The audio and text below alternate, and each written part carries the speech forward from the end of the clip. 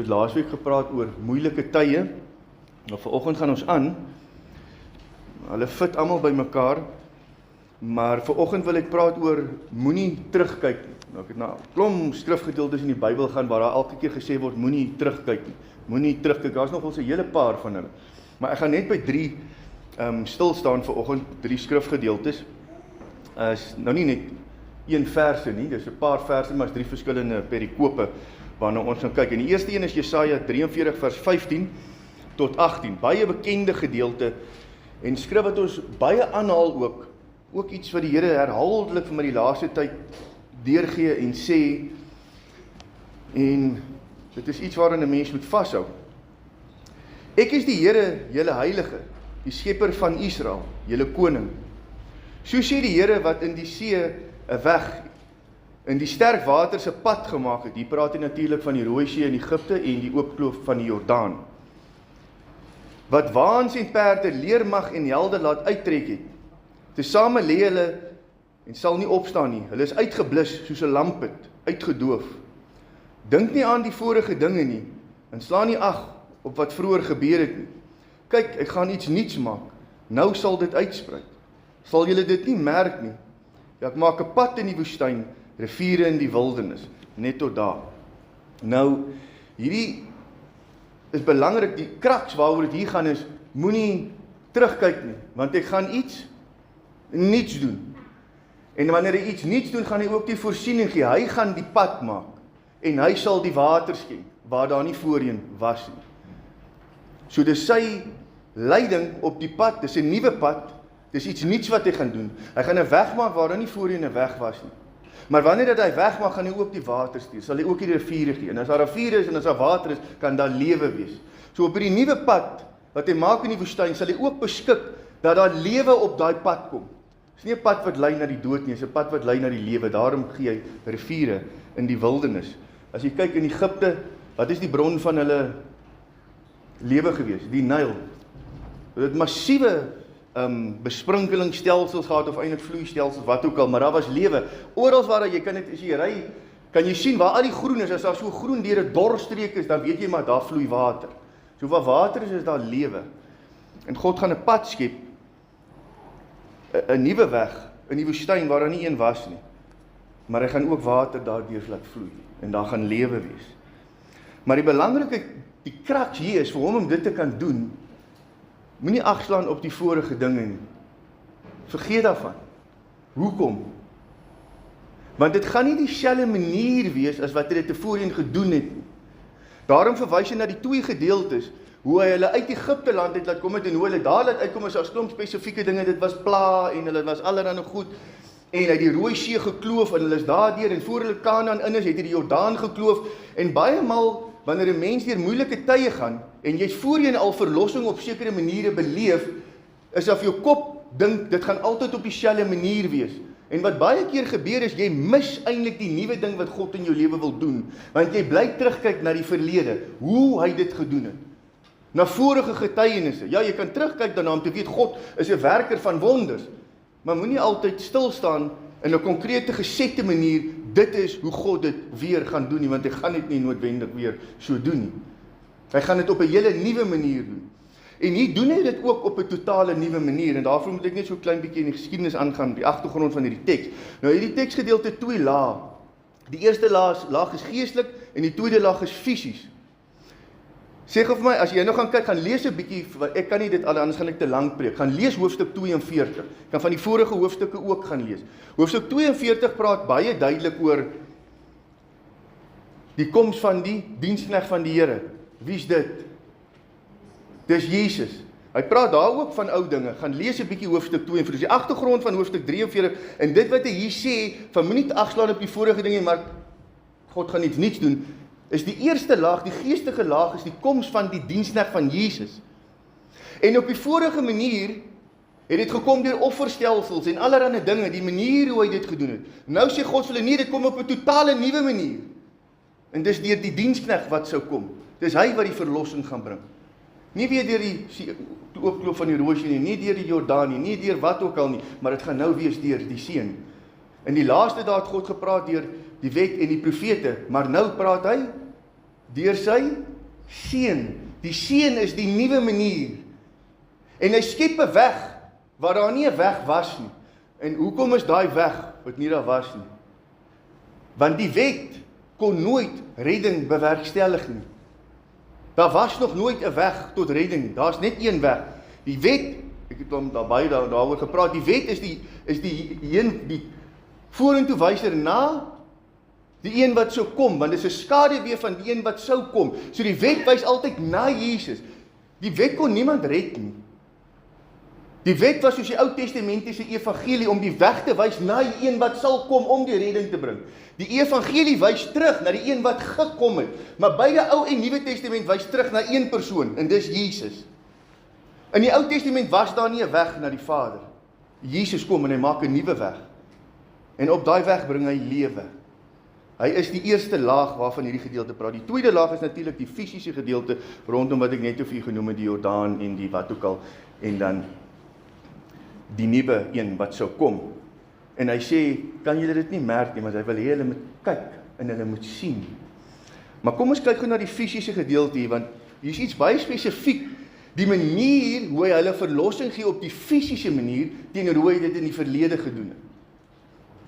Want hy gaan hulle ook, nou moet jy onthou, lees 'n bietjie die vorige hoofstukke, hierso is hy nog eintlik besig om met hulle te praat, hierdie gedeelte, en hierdie is nogals 'n belangrike een.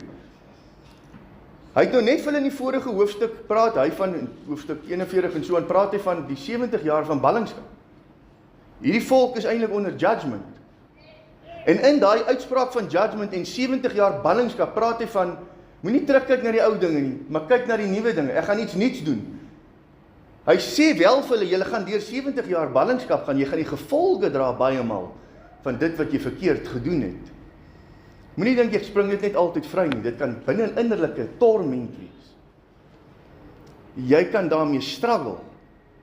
Jy kan in geestelike ballingskap wees vir 'n tyd. Maar God sê vir hulle, ek gaan vir julle, as dit verby is, maak ek 'n weg, en ek gaan iets niets doen. Moenie agslaan op die vorige dinge nie, ek gaan dit nie doen soos ek dit tevore gedoen het nie, ek gaan hierdie fisiese, gaan ek op 'n nuwe manier doen, soos ek dit nog nie tevore gedoen het nie. En dis wat ek graag vir u wil wys, want ek dink dit geestelike betekenis, die manier wat hy dit doen. As ou gaan kyk na, toe hulle in 70 jaar ballingskap weggevoer het, was dit natuurlik onder die Nebukadneser die tweede, en hulle is weggevoer Babylon toe. En as jy Daniël gelees, dan sien jy Daniël het gemerk dat die 70 jaar van ballingskap verby is. Gaan lees maar die boek Daniël. Hy is die profeet wat opgemerk het en wat aan die volk en die mense verkondig het, die 70 jaar is verby. So ons gaan nou vrykom, want hulle gaan nie 70 jaar in ballingskap wees. Maar wat interessant is van die manier hoe God dit hier doen, is hy doen dit in 3 fases. Ons dink altyd as die volk uit ballingskap kom, dan gaan die hele volk. Maar dit is glad nie wat daar gebeur het. Die volk was in 3 verskillende fases teruggeneem na Jerusalem. Ek dink die ander ding, dit is nie nou so verskriklik belangrik nie, maar dit is sommer net vir interessantheid. Hierdie was ook net die stam Juda, die 2 stamme van Juda wat weggevoer is in ballingskap. Die 10 stamme was op hierdie stadium al verlore, geskatter. Hulle was omtrent 150 jaar voor die 70 jaar ballingskap al weggevoer deur die Assiriese ryk. En hulle is tot vandag toe nog nooit weer gerecover. Dis net vir 'n interessantheid. So jy praat net hier van die 2 stamme van Juda wat in ballingskap is. Is nie die 12 stamme van Israel wat in ballingskap is, net die 2 stamme van Juda. Daarom is die getalle ook minder. Maar hulle is in ballingskap, die 70 jaar is verby, die woord kom dat hulle is vry, en hoe doen God dit? Nie weer deur pla en al die verskriklike goed nie, wat hy doen is, hier kom die Perse, koning Cyrus die Grote, en hy val Babel in, en hy verower Babel, en hy vat Babel oor, en is hy wat vir die Jode sê, julle kan waai, gaan terug Jerusalem toe, gaan na julle plek toe. Hy jaag hulle eintlik al weg, hy soek hulle nie daar nie. En dan gaan die eerste lot onder wie? Zerubabel. Praat van ongeveer so 42.000 Jode, dis nou sonder die slawe. So jy kan sê ons werk so op 55, 60, 70, kan maar 80 ook maak die saak nie, maar dis nie miljoene nie. Stuur hy die eerste fase terug Jerusalem toe. En wat doen die eerste fase? Zerubabel, jy kan dit maar gaan lees. Zerubabel was ook in Babel gebore. Dit is nogal interessant, as jy gaan nou die betekenis van die 3 fases en wat die 3 fases lys en name noem. Want wat die name beteken, dit het ook betekenis. Zerubabel gaan terug en wat is die eerste ding wat hy doen toe hy daar aankom? Onthou daai tyd die mure lê plat, die tempel is verwoes, hy's plat gegooi. Dis 'n gemors daarso. Is rabbel wat daar rond lê. En hy gaan terug en die eerste ding wat hy doen is, en dis wat hy gaan doen daar. Hy herbou die altaar van God. En hy is die een wat die tweede tempel bou. Hy herbou die tempel. So die eerste ding in die fisiese, dit is 2 lae hierdie gedeelte. Die eerste ding wat hy in die fisiese gaan doen is, en God het dit nog nooit voorheen so gedoen nie. Dit was deur pla in God. Hier sit sommer 'n wêreldling wat 'n ander volk inval en die mense gaan. Die eerste ding wat hy herbou is die altaar in die fisiese en die tempel in die fisiese. Maar wat beteken dit in die geestelike? Jesus sê as jy jou kruis nie opneem en my volg, dis jy nie aan jouself sterf nie. Dis die plek van ek moet sterf aan myself. Dis die geestelike beteken die plek van om jouself te offer, jouself te gee. Die tweede plek, die herbou van die tempel is wat? Dis die herbou van aanbidding, dis die plek van aanbidding waar God aanbid word, gehoorship word. Hulle kan nie God aanbid buite in die tempel nie. So die eerste ding wat in die fisiese herstel word, die eerste fase is, en ek wil hê jy moet dit baie mooi hoor, dis een van die eerste goed wat God in jou lewe gaan wil herstel, is die altaar. Want hy kan eintlik niks in jou lewe doen, as jy nog leef nie. Hy kan net werk wanneer jy gesterf het aan jouself. Die tweede ding wat hy onmiddellik in jou lewe wil doen is, as jy begin sterf aan jouself, dan gaan die fokus, as jy nie gesterf het aan jouself, ek kom ek vraag, op wie is die fokus? Op my. As jy sterf aan jouself, is die fokus op wie? Op hom. Nou kan jy eers aanbid. Jy kan nou eers in gees en waarheid aanbid. Anders kan jy nie waarlik God aanbid in diepte vir wie jy is nie, want die fokus is op self en die fokus moet sterf aan self en dit moet op God geplaas word sodat jy hom waarlik kan aanbid. So dis die eerste fase wat hy doen in die terugneem, die nuwe ding wat hy doen, is die herbou van die altaar, die herbou van die tempel, is die plek van selfoffer en is die plek van aanbidding. Die tweede fase is onder Esra. Hy neem die tweede fase van Jode terug na Jerusalem. Wat herstel Esra? Nee, julle moet 'n bietjie die watte? Nee, Esra doen nie die muurie. Nou, Pat, jy moet die Bybel lees, man. As jy Nehemia lees, dan gaan jy hoor daar wat dit Esra herstel. Ek wil net nie al die tekste aanhaal nie, want anders preek ek baie lank vandag. As jy Nehemia gaan lees, gaan jy agterkom die een wat nadat die mure herstel is en die tempel en die offer is die eerste een wat daar doen. Wat doen Esra? Nee, o genade. Julle sal bietjie moet lees hoor. Hy lees die wet en maak die boekrol oop. Hy is die een wat die wet lees, hy bring die woord terug na Jerusalem. Hy is die een wat die woord terugbring in die fisiese. Die fisiese lees van die wet. Maar in die geestelike praat die woord van wat? Om gehoorsaam te wees aan God se verordeninge. Dit praat van geestelike gehoorsaamheid, om in gees en waarheid te wandel met God, om saam met hom te loop volgens sy woord. Hy herstel die woord in Jerusalem, want dit was nie daar nie. Hy bring die woord terug. En wat bring Nehemia? Die mure. Hy bring die mure terug. Wat bring hy? Hy bring die beskerming van die volk terug. Kan eintlik maar sê boundaries. Of hy maak die gate waar die vyand kon kom, maak hy toe. In die fisiese, maar jy kan dit ook noem in die geestelike. In die geestelike beteken dit, daar gaan boundaries in jou lewe moet kom. Sekere goed wat jy gaan moet toemaak, waar dit oop is, waar die vyand kan inkom, en hy kan die binnewêreld, die offer, die plek van aanbidding, die woord, hy kan dit als verwoes, want jy laat hom inkom.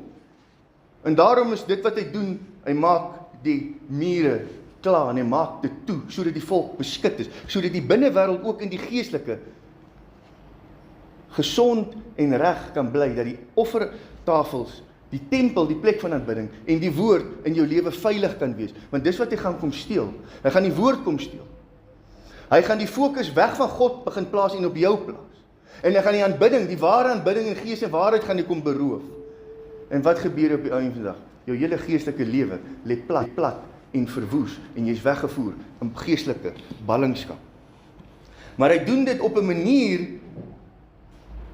wat hy nog nooit voorheen gedoen het nie. Want dit maak dalk ook nie nou vir hulle sin nie. Onthou, net gevindig, as hulle moets verwag het hoe dit die vorige kere gebeur het, dan was dit die hele volk op een slag, almal deur die Rooi See, almal deur die Jordaan. Nie hier nie. Dis in 3 verskillende fases. Want hy wil geestelik spreek en hy wil fisies spreek. Hierdie fisiese dinge het 'n geestelike boodskap en hy wil dit oordra. En dis ook wat hy hier doen. Moenie agslaan op dit wat verby is nie. Want God wil iets nuuts doen en hy wil dit op 'n nuwe manier doen. En as jy dit nie gaan merk nie, gaan jy dit mis. Gaan jy dit mis. Kom ons beweeg aan van daai gedeelte af. Gaan nou na die Genesis 19 vers 15 tot 26. Hier het ons nou te doen met Lot en sy vrou. Volgende gedeelte van moenie terugkyk nie. Maar julle gaan lees nou 'n bietjie Nehemia en gaan lees van die vorige hoofstukke in Jesaja. Net om daai gedeelte lekker te verstaan. Genesis 19 vers 15 tot 26. Ek kan blaai maar soontoe. Julle, ek moet seker 'n bietjie meer tegnologies raak en die skrif hier op die skerm sit as ek praat. Hoe dink julle ek moet dit doen? Want ek is glad nie 'n tegnologiese mens nie. Jy sal sien, my preeknotas het net die 3 skrifgedeeltes op. Daar is ook nie notas opgeskryf nie. Ek is nie, maar ek dink is iets wat ek sal moet leer. Dan kan jy beter dit sien, hè? Dan kan jy beter sien. Goed, kom ons lees, Genesis 19 vers 15 tot 16 nog, almal ken hierdie storie. God wil Sodom en Gomorra verwoes en Abraham pleit by die Here om Lot en sy vrou en sy gesin te red van hierdie verwoesting van Sodom en Gomorra, en dan kom die engele daaraan, en hier is nogal so 'n paar goedjies hier om te sien. Ek wil vir julle een gedeelte lees ook. Net daar toemaak en hier oopmaak. Sien jy, dis goed ek haal hier, dis al klaar 17 minute. OK. En toe die dag begin breek, dis nou die dag wat Sodom en Gomorra verwoes word, het die engele by Lot aangedring en gesê, maak jou klaar, neem jou vrou en jou 2 dogters wat by jou is, dat jy weens die ongeregtigheid van die stad nie omkom nie. Maar hy het nog getalm.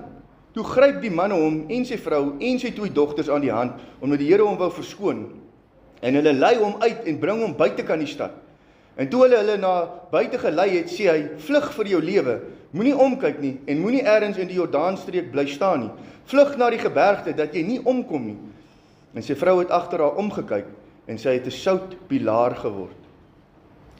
Baie belangrike gedeelte hierdie, veral om nie terug te kyk nie, maar ek gaan vir iets lees, en dit is baie waar wat hy sê, maar dan wil ek iets aanvul wat ek dink die ou bietjie mis, maar dit is baie goed wat hy sê, maar hy mis ook een konteks van wat ek dink hy nie hier raak sien nie. En dit is vers 16, maar hy het nog getalm. Dit wys iets van die toestand van sy hart. Sê, moenie terugkyk nie, maar dit wys iets van die toestand van sy hart, wat baie belangrik is. Hoekom sy in 'n soutpilaar verander het? Want daar kan 'n battle wees, ek gaan dit nou vir u beskryf. Nou, as jy die vorige verse lees, voor vers 15, is mos die vorige verse, né? Dan sal jy sien, die Here wil hulle red, dan redekabel hy nog met die Here, maar ek wil nie berg te gaan nie, laat my eerder na hierdie stad toe.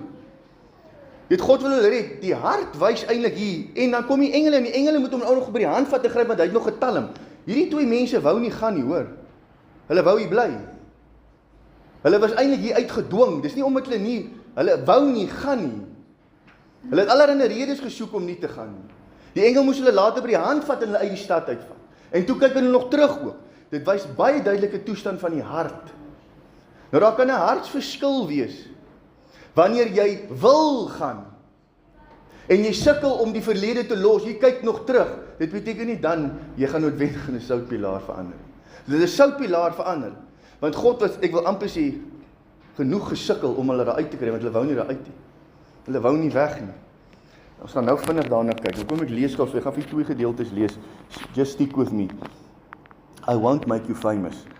Dis hulle sê mens moet stick with me and make you famous. Ek gaan dit vir famous maak. In 2026, let the past go. The story of Lot's wife is a powerful reminder that God's instructions are always rooted in love and protection. When God told Lot and his family to flee Sodom and not look back, it wasn't because he was trying to deprive them of anything. He was trying to save their lives. Behind them was danger they could not fully see. Ahead of them was a future God had already prepared. In Genesis 19:26, the Bible said, "But his wife looked back behind him, and she became a pillar of salt." That was more than curiosity, it was attachment to toxic relationships, addictions, wrong environments, and ungodly activities. Her heart was still tied to what God was delivering her from. She struggled to let go of familiarity, comfort, and memories, even though that place was under judgment. That single act of looking back stopped her from stepping into the next chapter God had prepared.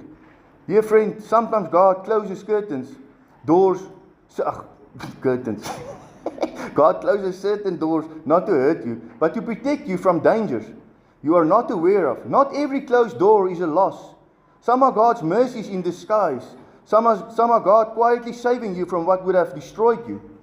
But when you keep complaining, replaying the past, or longing for what God has clearly asked you to leave, you risk delaying your future. This is why obedience matters. God does not frown on people arbitrarily, but disobedience places a person outside divine order and protection. Obedience keeps you aligned with God's plan. It might not always make sense in the moment, but it always leads to life. Delayed obedience or selective obedience can cost more than you realize. So today, let the past go. Stop looking back at what didn't work, who didn't stay, or what God intentionally removed from your life. Trust that God knows what He's doing. Your future is not behind you, it is ahead of you. When God says move, move. When He says let's go, when He says let go, let go. What He's taking you into is far greater than what He asked you to leave. God is no longer doing anything new in your past. Be present with God and be forward in your thinking. Wil julle die ander gedeeltjie ook hoor? Okay, kom ek lees hom. God was delivering her, but her heart was still longing for what He was judging. Let that sink in. Sodom wasn't destroyed randomly. It was judged because the corruption had reached its limit. And before judgment fell, God showed mercy. Angels were sent, a way out was provided, clear instructions were given. Flee, don't look back, move or die. Lot's wife left physically, but mentally and spiritually, she stayed behind. And that's the part most people miss.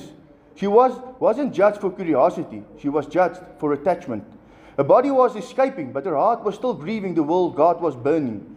Jesus later pulls the story back up and drops a cold surgical warning in Luke 17:32. Remember Lot's wife. Not admire her, not pity her, remember her. Because in the last days, people would be doing what they always do, eating, drinking, building, posting, riding, distracted. Meanwhile, judgment is already scheduled. Jesus didn't make it even clearer. Whoever tries to save their life will lose it. Whoever is willing to lose it for God will preserve it. Translation, you can't carry the world and carry the cross. Trying to keep sin while asking for salvation is spiritual self-sabotage. Clinging to comfort while God is calling you out is rebellion, not grace. Mourning what God is removing is a sign the heart is divided. Scripture doesn't stutter. The wages of sin is death, but the gift of God is eternal life. So the pattern is clear. Deliverance requires obedience, not hesitation. Salvation requires surrender, not compromise. Judgment begins when the heart refuses to let go. Many want God's protection, but still want the pleasures of the world. Many want Jesus as Savior, but reject Him as Lord. And here's the uncomfortable truth. What you refuse to release can block your spiritual movement. What you keep holding on to can cost you everything. If God has told you to let go, the response isn't explanation, it's repentance.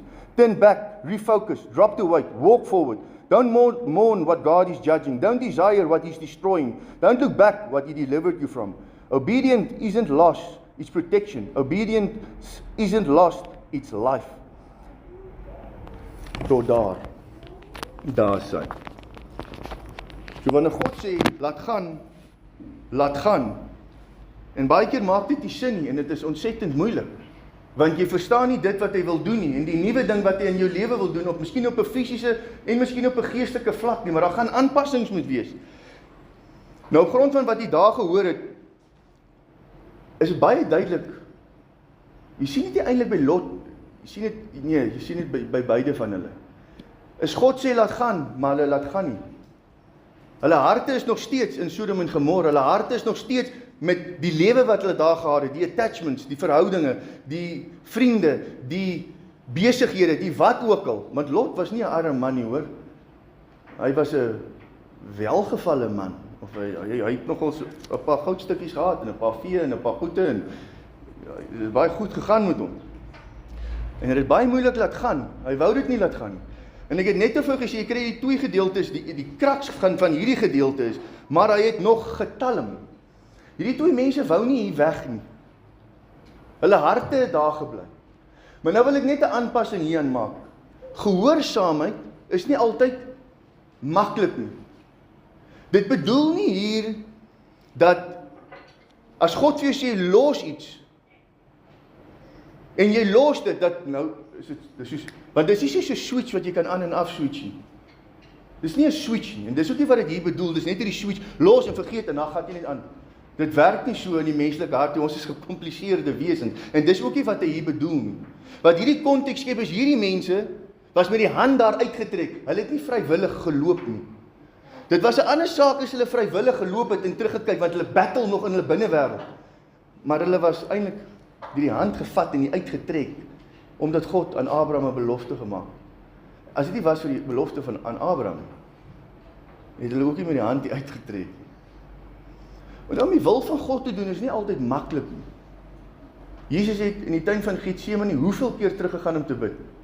3 maal. Wat Jesus die gemak van die vlees moes los. Hy kon nie, wat daar gebeur het is Jesus het teruggekyk na die gemak van sy vlees.